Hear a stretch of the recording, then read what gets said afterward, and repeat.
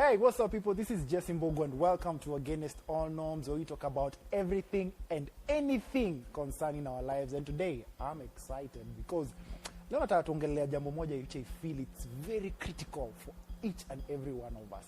I don't know if you have ever reached a place where you felt and asked yourself, am I religious or spiritual?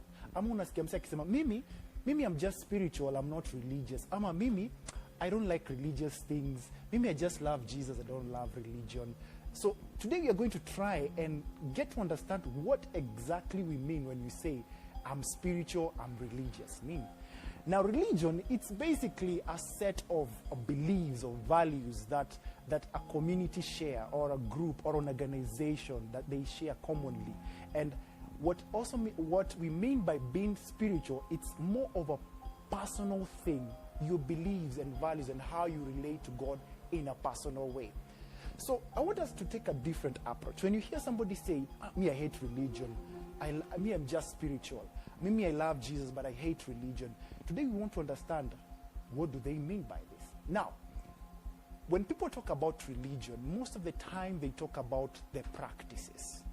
What we do when we go to church. The values, the beliefs that we follow when we're in church.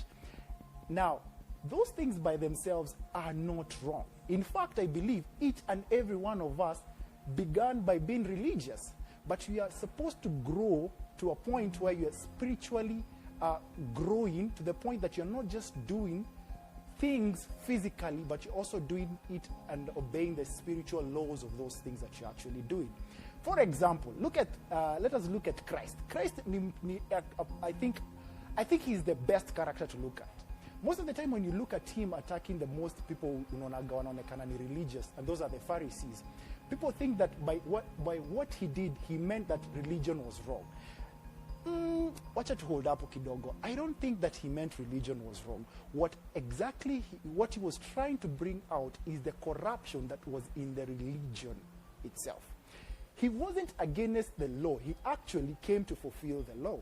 So when you look at religion, you're supposed not to look at the corruption part of it, where people just do things because they just want to do them, but they were taught, they grew doing them, but they have never had an understanding. They never do these things with a revelation.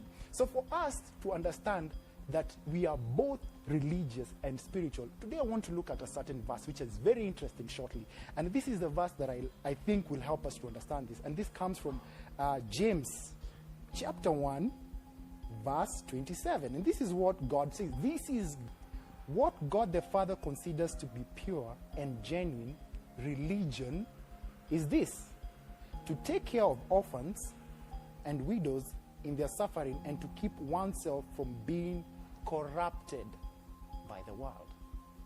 So sincerely now we see that there is a way pure God and a view religion. There is a perfect religion that God requires from us.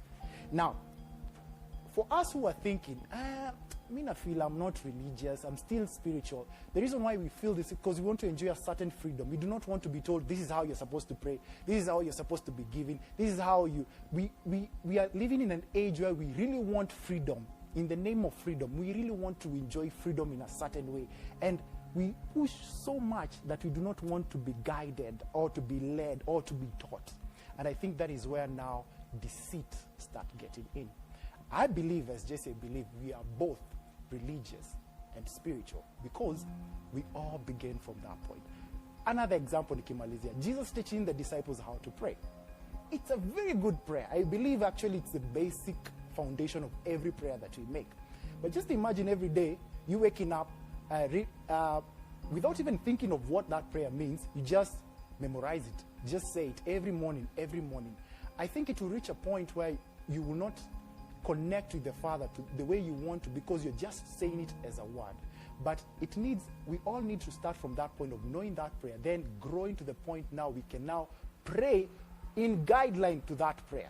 You can actually tell God what you feel. You can tell God, you can communicate to God your desires, your dreams, not just saying that ka prayer peke yake. So that is why I believe that we are both religious and spiritual. And that's why the reason why Jesus was against the Pharisees, it's because they were just presenting a false religion.